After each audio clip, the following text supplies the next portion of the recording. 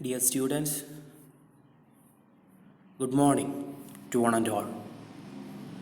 Today we are going to discuss Transportation Engineering, second chapter, Investigation and Planning of Highways and Engineering Surveys. Highway alignment. What is a highway alignment? The position or layout or the central line of the highway on the ground is called the alignment. ഒരു ഡ്രോയിങ്ങിൽ അതിൻ്റെ central ലൈനാണ് important എന്ന് പറയുന്ന പോലെ ഹൈവേയിലും അതിൻ്റെ central ലൈനാണ് important. The position of the central line of the highway on the ground is called alignment. It is to be done carefully to suit the mode of traffic and serve the purpose. അവർ highway road ഉണ്ടാക്കുകയാണെങ്കിൽ അതിൻ്റെ mode of ട്രാഫിക്കിന് സ്യൂട്ടാകണം and അത് ഉദ്ദേശിക്കുന്ന purpose serve ചെയ്യുമാണ്. If it is not properly aligned capital loss initially, അല്ലേ? അത് പ്രോപ്പറായിട്ട് അലൈൻ ചെയ്തിട്ടില്ലെങ്കിൽ അല്ലെങ്കിൽ ഒരു സിമ്പിൾ കർവൊന്നും ഇല്ലാണ്ട് അലൈൻമെൻറ്റ് ഒഴിവാക്കി അങ്ങനെയുള്ള remaining portion we will discuss detail. അപ്പോൾ അത് പ്രോപ്പറായിട്ട് അലൈൻ ചെയ്തിട്ടില്ലെങ്കിൽ ലോസ് ഉണ്ടാവും, അല്ലേ? മോണിറ്ററി ലോസ് ഉണ്ടാവും. And recurring loss in maintenance. അപ്പോൾ അത് മെയിൻറ്റെയിൻ ചെയ്യാനും ലോസ് നമുക്ക് ഉണ്ടാവും. റോഡൊക്കെ ഉണ്ടാക്കിയിട്ട് അത് മെയിൻറ്റെയിൻ ചെയ്യാനും ലോസ് ഉണ്ടാവും. ഇനി ഹൈവേ അലൈൻമെൻറ്റിനെ കൺട്രോൾ ചെയ്യുന്ന controlling factors as short as possible, അല്ലേ?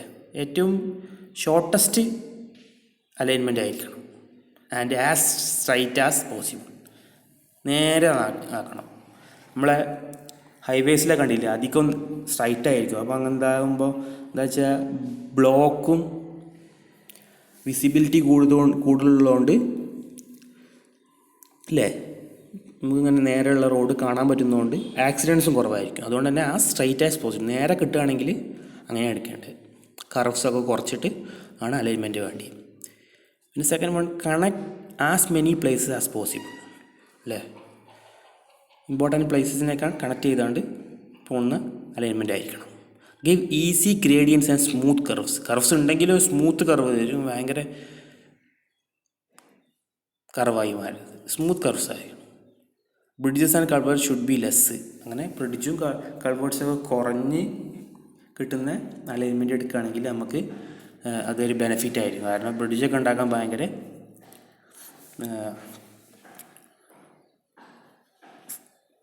എക്സ്പെൻസാണ്. Cross a river at a place suitable for bridge site. ഒരു റിവറിനെ ക്രോസ് ചെയ്യുകയാണെങ്കിൽ അത് ഒരു ബ്രിഡ്ജ് ഉണ്ടാക്കാൻ ഫീസിബിലിറ്റി ഓഫ് ബ്രിഡ്ജ് ഉണ്ട്. ബ്രിഡ്ജ് എല്ലാ സ്ഥലത്തും ഉണ്ടാക്കാൻ പറ്റില്ല. അപ്പോൾ ബ്രിഡ്ജ് പോസിബിളായ സ്ഥലത്തിലൂടെ റിവറിനെ ക്രോസ് ചെയ്യണം. It should avoid marshy place, അല്ലേ? മാർഷി പ്ലേസ് അവോയ്ഡ് ചെയ്യണം. അത് റിലീജിയസ് പ്ലേസ്, ഭയങ്കര നമ്മുടെ വലിയ പള്ളികളൊക്കെ ഉള്ള സ്ഥലം, അല്ലെങ്കിൽ വലിയ അതൊക്കെ ഒഴിവാക്കിയിട്ടും പോകണം. അമ്പലങ്ങളൊക്കെ ഉള്ള monuments and historical importance, monuments of historical importance അങ്ങനത്തെ സ്ഥലങ്ങളുണ്ടാവില്ല, സ്മാരകങ്ങൾ, ഖബർ, അങ്ങനെയൊക്കെയുള്ള ഇതൊക്കെ ഒഴിവാക്കിയിട്ടുള്ള ഒരു അലൈൻമെൻ്റ് ആയിരിക്കണം.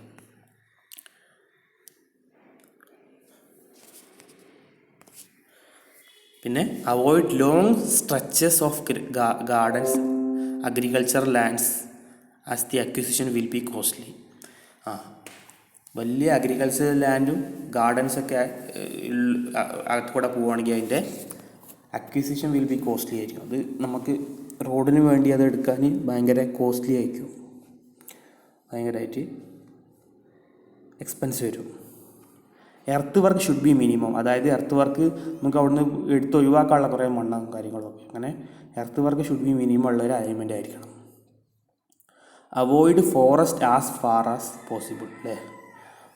ഇത് വനം നമ്മൾ സംരക്ഷിക്കേണ്ടതാണ്. എന്നാലും അവിടുത്തെ ഈ ഇതൊക്കെ ഉണ്ടല്ലോ, ആവാസ വ്യവസ്ഥ, അതൊക്കെ അതുപോലെ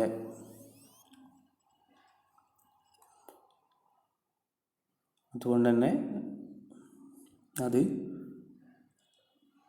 ആസ് ഫാർ ആസ് അവോയ്ഡ് ചെയ്യണം ഫോറസ്റ്റിന്. ഇപ്പം തന്നെ നിലമ്പൂരിൽ നിന്ന് നെഞ്ചങ്കോട് പാത ഉണ്ടാക്കുന്ന റെയിൽവേ അലൈൻമെൻറ്റ് ഫോറസ്റ്റിലൂടെ പോകുന്നത്. അപ്പോൾ ഫോറസ്റ്റ് നശിപ്പിക്കാണ്ടിരിക്കാനും വേണ്ടി അതുവരെന്താ ചെയ്യാൻ ഉദ്ദേശിക്കുന്നത് വെച്ചാൽ നമ്മുടെ മെട്രോമാൻ ഇ ശ്രീധരൻ്റെ കീഴിലാണ് അതിൻ്റെ സർവേ ഒക്കെ നടന്നത്. അപ്പോൾ സർവേ ഒക്കെ നടന്ന അലൈൻമെൻറ്റൊക്കെ കണ്ടുപിടിച്ചിട്ടുണ്ട്. ഇപ്പോൾ ഒരു ഫോറസ്റ്റിലൂടെ അത് ഇപ്പോൾ ഉള്ള അലൈൻമെൻറ്റ് കിടക്കുന്നത്. പക്ഷേ ഫോറസ്റ്റിലൂടെ പോകണമെങ്കിൽ ആ ഫോറസ്റ്റിനെ നശിപ്പിക്കാതെ ടണലിൻ്റെ അകത്ത് കൂടെയൊക്കെയാണ് ഇപ്പോൾ അത് ഇതാക്കുന്നത്. അതായത് ഫോറസ്റ്റിനെ ഒട്ടും ചീത്തയാകത്ത് വെട്ടി നശിപ്പിക്കാൻ പാടില്ല. അപ്പോൾ നമുക്ക് എക്സ്പെൻസാണ് ഫോറസ്റ്റിൽ കൊണ്ടുപോകണമെങ്കിൽ ടണലൊക്കെ ഉണ്ടാക്കി കൊണ്ടുപോകേണ്ടത്. അപ്പോൾ അത് കോസ്റ്റ്ലിയാണ്. അപ്പോൾ avoid forest as far as possible. Pass through scenic beauty, അല്ലേ? നല്ല ബ്യൂട്ടിയുള്ള സ്ഥലത്തിൽ കൂടെ തന്നെ പോവുകയാണെങ്കിൽ അത് അത്രയും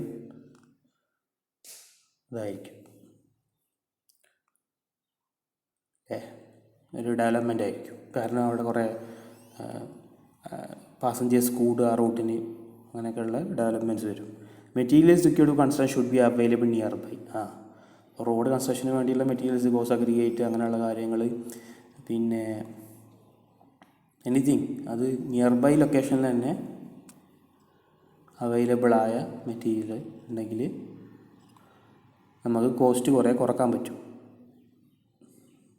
അങ്ങനെയുള്ള അലൈൻമെൻറ്റാണ് നമുക്ക് നല്ലത്. ഇനി ഇതിന് വേണ്ടി engineering survey for highway location. Highway locate ചെയ്യാൻ വേണ്ടി എൻജിനീയറിംഗ് സർവേസ് ഉണ്ട്. അതിന് 3 സർവേസാണുള്ളത്. 4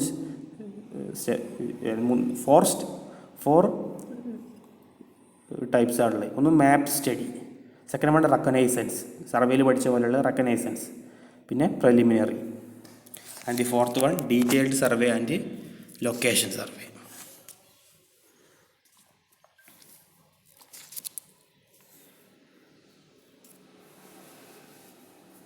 അല്ലേ? 4 സ്റ്റേജസ് ആണ്, അല്ലേ? Engineering surveys for highway location. 4 stages of the engineering surveys ആണ് ബിഫോർ എ ഹൈവേ അലൈൻമെൻറ്റ്.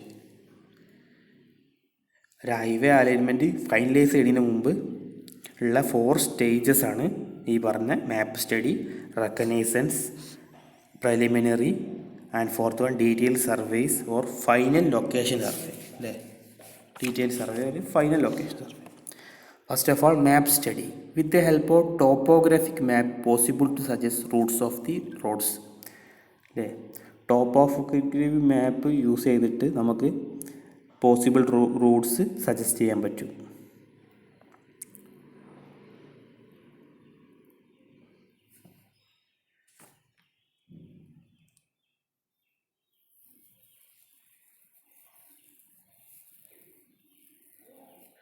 ഇതിനകത്ത് ഈ alignment can be located on map from following details, അല്ലേ? ഈ ഡീറ്റെയിൽസ് ഉണ്ടാവും ഈ മാപ്പിൽ. അപ്പോൾ അത് alignment can be located on the map from the following details.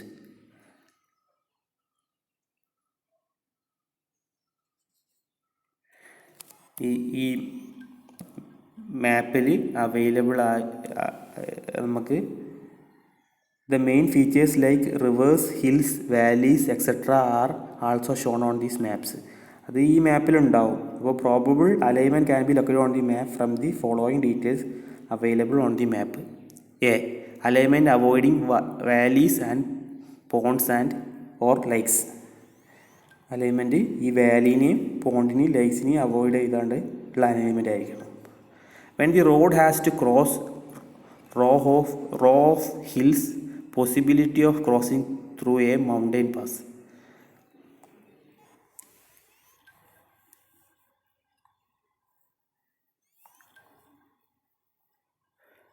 And the third one, location of bridge site for crossing river. അത് ഈ മാപ്പ് നമുക്ക് കിട്ടും, അല്ലേ?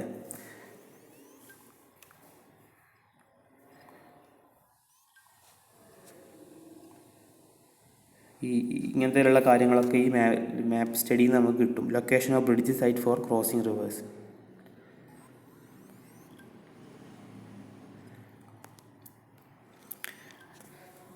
And the second step is reconnaissance. ഇത് റെക്കഗ്നൈസൻസ് എന്ന് പറഞ്ഞാൽ സർവേ പഠിച്ച പോലെയുള്ള റെക്കഗ്നൈസൻസ്. ഇത് റാപ്പിഡ് ആൻഡ് റഫ് സർവേ ആണ്. Physical characteristic of area are inspected, അല്ലേ? Physical characteristic of area are inspected, അല്ലേ? ഡൺ വിത്തൗട്ട് അക്യുറേറ്റ് ഇൻസ്ട്രുമെൻറ്റ്സ് അല്ലേ. ഇത് അത്ര അക്യുറേറ്റ് നമ്മൾ നേക്കഡ് ഐ ഒക്കെ യൂസ് ചെയ്ത് തന്നെ ചെയ്യുന്നതാണ്. Done without accurate instruments. Only Abney level, barometer, pocket compass ഒക്കെ മാക്സിമം യൂസ് ചെയ്യുള്ളൂ. ഏറ്റവും യൂസ് ചെയ്യുന്നത് നമ്മുടെ കണ്ണ് തന്നെയാണ്. The objects of reconnaissance are to study practicality of the proposed route. ഇത് പ്രാക്ടിക്കലാണോ അല്ലെങ്കിൽ ഫീസിബിലിറ്റി ഓഫ് ദി റൂട്ട്, ഇത് നമുക്ക് പ്രാക്ടിക്കലാണോ, അത് ഭയങ്കര കോസ്റ്റ്ലി ആണോ, അതിൻ്റെ പ്രാക്ടിക്കാലിറ്റി ആണ് ആദ്യം റെക്കഗ്നൈസൻസിൽ നമ്മുടെ ഈ ഒരു റഫ് സർവേ നടത്തിയിട്ട്, റാപ്പിഡ് ആൻഡ് റഫ് സർവേ നടത്തിയിട്ട് നമ്മൾ കണ്ടുപിടിക്കുന്നത്. To study ponds, valleys and lakes അല്ലേ.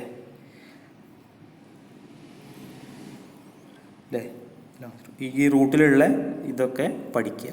അങ്ങനെ പഠിച്ചു കഴിഞ്ഞാൽ ഒബ്സ്ട്രക്ഷൻസ് അലോങ് ദി റൂട്ട്സ്, ഇതൊക്കെയാണ് ഈ റെക്കഗ്നൈസൻസിൽ നിന്ന് നമ്മൾ കണ്ടുപിടിക്കുന്നത്. Third one, to study type of soil from field identification test അല്ലേ. സോയിലിൻ്റെ ടൈപ്പ് നമ്മൾ കണ്ടുപിടിക്കണം. നമുക്ക് ഹൈവേ ഒക്കെ ഉണ്ടാക്കാനുള്ളതല്ല, അപ്പോൾ സോയിലിൻ്റെ എത്ര ടൈപ്പ് നമ്മൾ ഇതിൽ നിന്ന് കണ്ടുപിടിക്കണം. ജിയോളജിക്കൽ ഫീച്ചേഴ്സൊക്കെ നമ്മൾ ഇതിൽ നിന്ന് കണ്ടുപിടിക്കും. ടു ഡ്രാഫ്റ്റ് എ റിപ്പോർട്ട്, ആ റിപ്പോർട്ടിനകത്ത് ഒരു റിപ്പോർട്ട് എന്നിട്ട് ഡ്രാഫ്റ്റ് ചെയ്യും. ആ റിപ്പോർട്ടിനകത്തുണ്ടാവും general nature of the country, ഒരു ജനറലായിട്ട് ആ ഏരിയൻ്റെ ഒരു നാച്ചർ, സോയിൽസിൻ്റെ nature, availability of construction material, അതിൻ്റെ അടുത്ത് തന്നെ കൺസ്ട്രക്ഷൻ മെറ്റീരിയലൊക്കെ അവൈലബിൾ ആണ്. പിന്നെ ട്രാൻസ്പോർട്ടേഷൻ ഫെസിലിറ്റി, അത് ഈ ആ മെറ്റീരിയൽ അങ്ങോട്ട് എത്തിക്കാൻ പറ്റും, നമ്മളെ അലൈൻമെൻറ്റിലേക്ക് എത്തിക്കാൻ പറ്റും.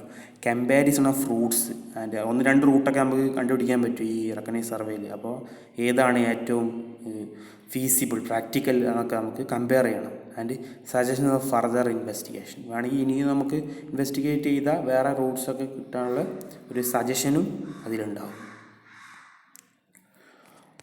Okay, the remaining third one was preliminary survey അല്ലേ. We will discuss, and the fourth one, detailed survey, we will discuss the coming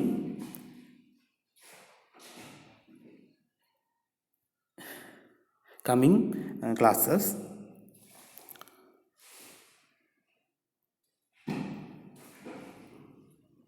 Thank you.